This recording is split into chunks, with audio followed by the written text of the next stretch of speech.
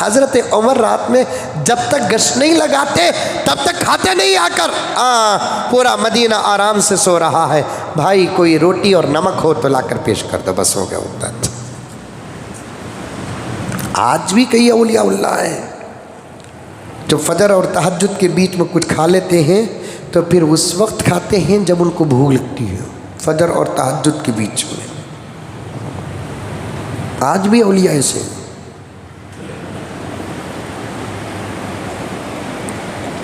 عمر کے زمانے میں قحط آیا، حالات کے بدلنے کا سبب کیا ہے وہ بتا رہا ہوں میں، آگے گزرنا ہے۔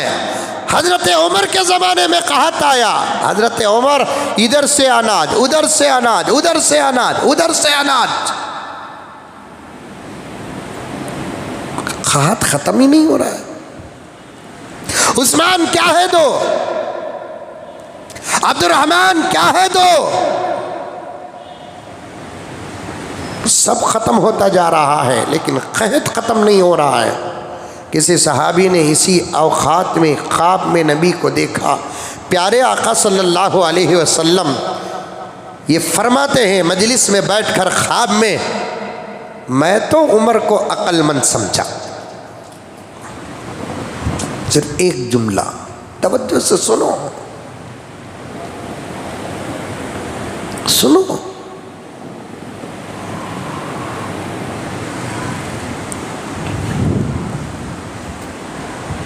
میں تو عمر کو عقل مند سمجھا، آگے کچھ نہیں، بات کچھ نہیں۔ خلافت عمر کی چل رہی تھی، خواب میں مجلس میں بیٹھ کر نبی نے فرمایا میں تو عمر کو عقل مند سمجھا۔ خواب دیکھے صحابی، فجر کو اٹھے، تہجد کو اٹھے، مسجد نبوی میں حاضر ہوئے۔ نبی کے زمانے میں جو نظام تھا، علی کے زمانے تک وہ نظام تھا جب تک کہ مدینہ پورے عرب کا کیپٹل تھا۔ اب تو ریاض ہے، ایک زمانے میں کوفہ بنا، علی کے زمانے میں کوفہ دارالخلافہ بنا، ابو بکر کے زمانے میں مدینہ منورہ کیپٹل سٹی تھا، عمر کے زمانے میں کیپٹل سٹی تھا، عثمان کے زمانے میں کیپٹل سٹی تھا، علی کے زمانے میں حضرت علی نے کوفہ کو کیپٹل سٹی بنایا اور دوسرے شہروں کو کیپٹل سٹی بنایا۔ حضرت علی کو العیاذ باللہ مدینے سے بغض و عناد نہیں تھا۔ علی کے زمانے میں ذرا فسادات زیادہ ہو گئے، فتنے زیادہ ہو گئے، حضرت علی چاہتے تھے کہ کہیں یہ فتنے مدینے میں داخل نہ ہو جائے، اس لیے کیپٹل سٹی ہی بدلا دیا جائے۔ کیونکہ عثمان کے زمانے میں جو حادثہ مدینے میں ہوا وہ حادثہ دیکھ کر حضرت علی ڈر گئے۔ عثمان کے زمانے میں جو حادثہ ہوا، عثمان کی شہادت اور بغاوت، جنگ، جہاد، قتل و غارت گری مدینے میں ہوئی۔ حضرت علی نے سمجھا اب لوگوں کے دماغ بدل گئے، لوگوں کے خیالات بدل گئے، لوگوں کے حالات بدل گئے، اب لوگوں کے اندر دنیا کی محبت آ گئی، دولت کی محبت آ گئی، عورت کی محبت آ گئی، جاہ و جلال کی محبت آ گئی۔ اگر مدینے کو کیپٹل سٹی بنا کر رکھیں گے تو پھر باہر سے وفود آتے رہیں گے، جنگجو آتے رہیں گے، دہشت گرد آتے رہیں گے، مدینہ منورہ کی عظمت پامال ہو جائے گی، احترام میں کمی اور فرق آ جائے گا۔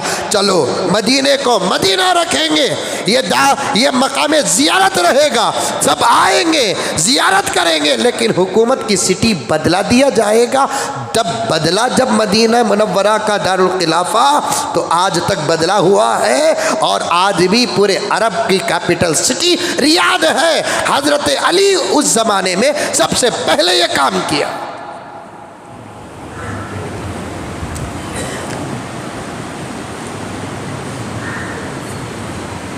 خواب میں نبی آ کر فرمائے میں تو عمر کو عقل مند سمجھ رہا تھا، قحط چل رہا ہے، صحابہ پریشان، امیر المؤمنین پریشان، میں تو عمر کو عقل مند سمجھ رہا تھا، شروع میں بھی کچھ نہیں آخر میں بھی کچھ نہیں۔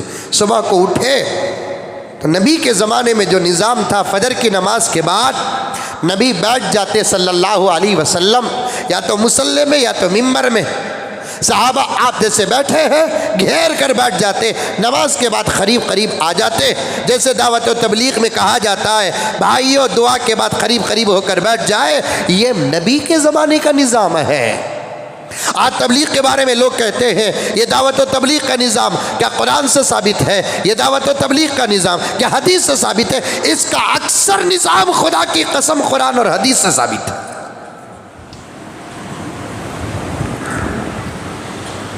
جمع ہو کر بیٹھے تو صحابی نے آ کر عرض کیا امیر المؤمنین آج میں نے بڑا عجیب و غریب خواب دیکھا۔ کیا؟ میں نے آج بڑا عجیب و غریب خواب دیکھا امیر المؤمنین۔ کیا؟ خواب میں نبی پاک صلی اللہ علیہ وسلم کی زیارت ہوئی، ممبر پر آقا بیٹھے ہوئے ہیں اور صحابہ سامنے بیٹھے ہوئے ہیں۔ میں نے دیکھا آقا صلی اللہ علیہ وسلم خطاب فرما رہے ہیں، مجھے خطاب میں جو ایک جملہ سنائی دیا اس سے پریشان ہوا تو پورا خطاب بھول گیا۔ عمر نے پوچھا کیا خطاب؟ تو صحابی نے کہا امیر المؤمنین میں نے سنا کہ اللہ کے رسول فرما رہے تھے آپ کا نام لے کر میں تو عمر کو عقل مند سمجھ رہا تھا۔ اللہ اکبر! سنے تو عمر بے قرار، آنکھوں میں آنسو، صحابہ بے قرار، تڑپ اٹھ گئے۔ حضور نے میرے بارے میں عمر کو عقل مند سمجھ رہا تھا، تو بات کا جملہ یا نتیجہ کیا نکلتا ہے؟ اللہ اکبر!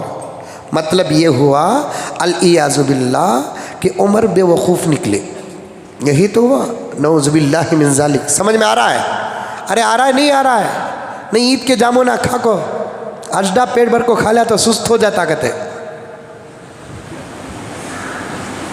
عید کے جامو نہ کھا لے کو سست ہو گیا کیا؟ میں عمر کو عقل مند سمجھ رہا تھا، تو پھر نتیجہ کیا نکلتا؟ عمر پریشان ہو گئے، حالانکہ عمر زبردست عقل مند،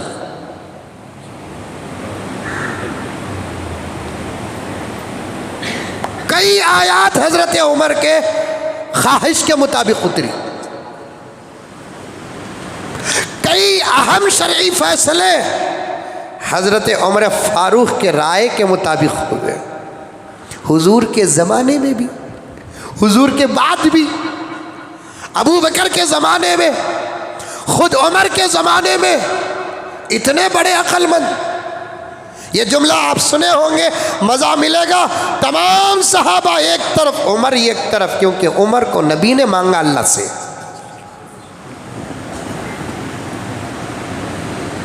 کیسے کیسے فیصلے حضرت عمر فاروق کے رائے کے مطابق، عقل کے مطابق، خواہش کے مطابق اترے، پردہ پردہ۔ کبھی موقع ملے گا عمر کے خواہش کے مطابق شریعت کے کتنے مسائل بنے وہ آپ کے سامنے پیش کروں گا، کیونکہ وقت کا تقاضا ہے۔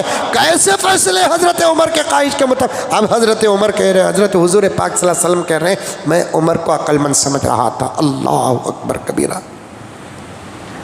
حضرت عمر نے حضرت علی سے پوچھا کہ علی، نبی کے الفاظ کو ہم میں سب سے زیادہ سمجھنے والے آپ ہیں،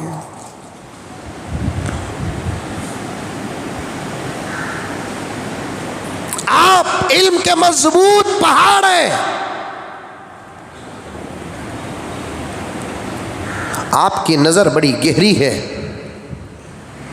یہ خواب میں نبی کا فرمان، اس کا کیا مطلب ہے بیان کریں تو حضرت علی نے بڑے ادب کے ساتھ کہا امیر المؤمنین، جہاں تک میری تحقیق ہے کہ خواب کی تعبیر اور نبی کے فرمان کا مطلب یہ نکل رہا ہے مدینے میں قحط چل رہا ہے اور آپ فکر مند ہیں قحط کو دور کرنے کے لیے، حضور صلی اللہ علیہ وسلم یہ اشارہ دے رہے ہیں قحط کو ختم کرنے کا طریقہ کچھ اور ہے، آپ طریقہ کچھ اور اختیار کر رہے ہیں، نبی نے یہ اشارہ دیا ہے۔ حضرت عمر نے پوچھا اور وضاحت سے بیان کر دیں علی۔ حضرت علی نے فرمایا کہ عمر، پیغمبر فرما رہے ہیں، توجہ چاہتا ہوں نوجوانوں، ذمہ داروں، توجہ چاہتا ہوں۔ حضرت علی نے فرمایا کہ عمر، پیغمبر دو عالم صلی اللہ علیہ وسلم فرما رہے ہیں کہ قحط کو ختم کرنے کے لیے تم اسباب کا دامن تھام رہے ہیں، مسبب کا دامن چھوڑ دیے ہیں۔ قحط کو ختم کرنے کے لیے تم ذرائع تلاش کر رہے ہیں، ذرائع کو، اسباب کو اپنی جگہ پر رکھو، اللہ کا دامن مضبوطی سے تھامو۔ قوم کو کہو کہ اللہ کا دامن مضبوطی سے تھامے، کیونکہ قحط دینے والا وہ، قحط دور کرنے والا وہ، حالات پیدا ہوتے ہیں الگ، حالات کو صاف کرنے والا اور بدلنے والا وہ ہے۔ تو عمر، لوگوں کو کہو کہ نماز کی کثرت کرے، لوگوں کو کہو کہ استغفار کثرت کے ساتھ کرے، لوگوں کو کہو گناہوں سے توبہ کرے۔ یہ وہ اسباب ہیں، باہر کے ملکوں سے اناج منگانے سے قحط اتنا جلدی ختم نہیں ہوگا جتنا کہ امت اللہ کی طرف رجوع ہوگی، جتنا کہ امت نماز پڑھے گی، جتنا کہ امت کثرت سے استغفار کرے گی، جتنا کہ امت کثرت سے درود پڑھے گی، اللہ تبارک و تعالی آسمان سے فیصلے فرما دیں گے۔ حالات کچھ اور ہیں، ہمیں تلاش کچھ اور کر رہے ہیں، تلاش کرنا کیا اور ہم کر رہے ہیں کیا؟ بدلو، پہلے بدلو۔ غور سے سنو میرے دوستو،